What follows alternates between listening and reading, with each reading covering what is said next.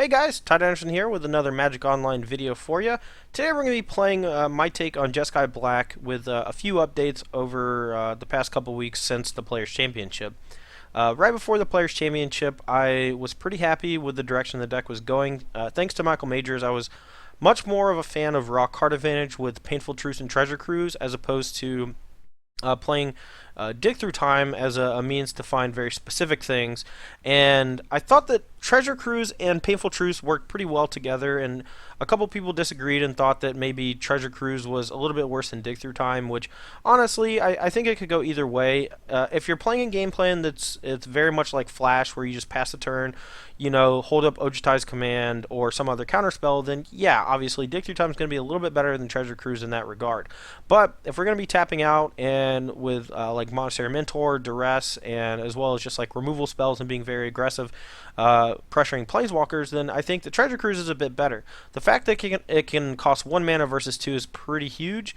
There are going to be times where you actually don't have access to double blue, which I think is a big deal, but the deck has changed a reasonable amount over the last few months, and this is the version we're going to be playing with today. To start with, the regular removal suite, we have 4 Fire Impulse, which some people play some number of Wild Slash, some people like Fire Impulse more. Personally, I love Fire Impulse. I think that having a cheap way to deal with like a 3/3 Warden of the First Tree is big. Being able to kill a 2/3 Shambling Event, I think, is a big deal. And it's worth the upside of not being able to cast it immediately with Mentor. Like, let's say your opponent is about to kill your Mentor and you really need a token. That situation doesn't come up enough for me to really want that, I don't think.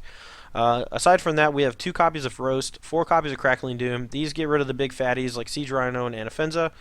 2 copies of Kolaghan's Command to grind card advantage via killing their Jason, getting ours back, or sometimes shattering things like Hedron Archive or Hangerback Walker that got a little bit too big or something like that. So I think Kolaghan's Command is solid. It's definitely a card we want to draw a lot of. There are going to be times where you want to draw a bunch of Kolaghan's Commands, and in the past we've had a third one in the sideboard, but we're trying it with just 2 this time.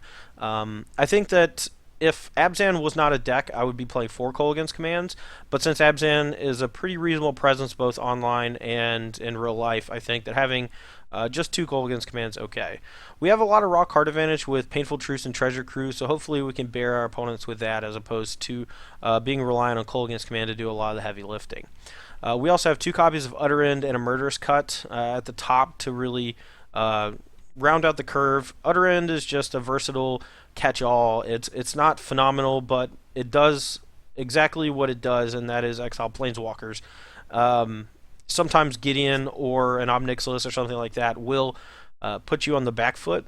And if we're playing Dig Through Time, I would probably play like 1 Utter End and 1 Salumgar's Command, since you're like sitting back and doing stuff like that. But in the current build, I think 2 Utter End I think is correct, because you want to usually draw 1 a game, depending on the matchup, and sometimes you need to draw another one. So we also have 1 copy of Ojutai's Command, which Tom Ross was a fan of, and I'm a pretty reasonable fan of it. I think 2 is probably the right number, but I can't fit it. I've been trying all sorts of configurations, and the only thing I could think of to cut it for would be a Monastery Mentor, but Mentor is too important in fighting the Abzan matchup and helping attack Gideon, as well as just generate a lot of blockers for Anafenza and the like.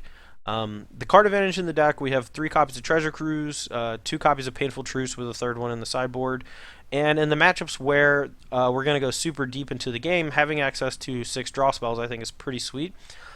Some versions like to play 3 Painful Truce and 2 Treasure Cruise main with a 2nd Murderous Cut, and I basically decided that you only want 4 Delve spells in the deck, and you can support more maybe, but I think it puts a little too much stress on your mana over the course of the game, and 4 has been really the sweet spot for me. And if we were going to play a 3rd Painful Truce and 2 Treasure Cruise like we did at the Players' Championship, then I think a 2nd Murderous Cut is probably better than a Singleton Tassiger, but it really just depends on what you have a preference towards. The threats in the deck, we have 4 copies of Jace, which are going to bug out the card viewer like it always does. 4 Soulfire Grandmaster and 3 Monastery Mentor. Soulfire Grandmaster is very strong alongside raw card advantage spells like Cruise and Painful Truths. Because you want to hit your land drops when you play cards like that, being able to get to 7 mana with Soulfire will set up so many powerful interactions. Being able to buy back stuff like Kolaghan's Command or Crackling Doom is lights out for a lot of creature-based strategies. And then in matchups where there's a lot of weird permanents that your opponent can attack you with, such as, oh god, what's it called?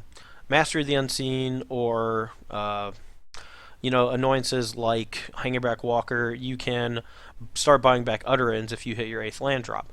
Now, when you're playing Dig Through Time, you're going to be stuck on less lands more often than not because you're usually trying to cast Dig Through Time to find spells.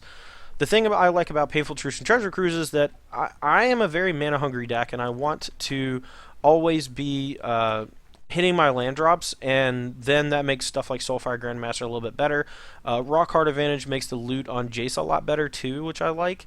But yeah, that's really the key difference here between the Dig version and the Cruise version, and why we're playing 4 Soulfire instead of just 3 or 2. Because we are much more of a tap-out deck on our own turn, that is why we're a little bit lighter on Ojutai's commands than normal. In the past, I've played 3 for the most part, when our primary win condition was Dragon Master Outcast, but now with Monastery Mentor, I think trimming back pretty hard on Ojutai's command is correct. The sideboard is a little bit different. We are leaning pretty hard on Negate and Duress in any of the grindy card advantage matchups. And we have gone up to 2 Infinite Obliterations to help out against Ramp, where I've played 3 before, but I think the 2 is enough. You can contain a lot of what they're doing in the early game with Negate and Duress, slowing them down at least until you can really find something to punish them. But for the most part, they have this weird secondary game plan of just attacking you with creatures like Hangingback Walker and Den Protector, and how you have to board in that matchup, you usually have to board out all your fire impulses, so you're going to be vulnerable to a lot of that stuff. So I didn't really know how to approach the matchup. I know that if you're able to get to the long game, Infinite Obliteration taking away Ulamog gives you the best chance of victory overall. I would like at least one more counterspell on the sideboard for the matchup, but I think with the 3rd Duress and the 3 Negates, I think that should be enough, along with the Infinite Obliteration, to keep you out of harm's way as far as like Ugin is concerned. You can win a lot of games just on the back of Monastery Mentor. An early Mentor plus Duress or Counterspell is going to usually put them on the back foot, and they're going to need something like Running Volley or even Radiant Flames to catch back up, and that's only after sideboard. So hopefully we can win game 1 with just an early Monastery Mentor and a Duress and something like that, and grind them out that way. Ugin is definitely a problem main deck, and but if we can Duress away some of their early ramp spells, we can maybe get to the point where Monastery Mentor closes the game before they have a chance to really get on the board. The 2 more roasts are for Abzan. Radiant Flames is for a number of decks, but mostly for Atarka Red. The Singleton Erase, I think, is good against most of the white-based decks in the format, except for the Mirror, because a lot of them rely on Silk Wrap as a removal spell, but also have other annoying enchantments that you might want to kill. And then one more Painful Truce, a Ruinous Path for the Abzan matchups. Painful Truce not for the Abzan, but one more Painful Truce for the control matchups. A Ruinous Path and an Ob Nixilis, which is good in a number of situations, but I think I just want 1. We played 2 at the Players' Championship, but that version was metagamed heavily towards a field of Abzan and Jeskai, which is primarily what we expected to play against. Fortunately, we got annihilated by Jim Davis playing Ramp, so we have to compensate a little bit for that, and in preparation for playing against it in the future. Sorry, I got this cat. It's distracting me. Pet, pet, pet, pet, pet. Anyways, last thing, we cut the 2 Shambling Vents. I didn't find myself activating them all that much, and they were great at helping to pressure Gideon, but I think it's unnecessary since we're playing 3 Monastery Mentors. I think that it's enough to just have those and hope that they survive. So anyway, guys, that's going to be all for the deck tech. Let's go ahead and get to the matches.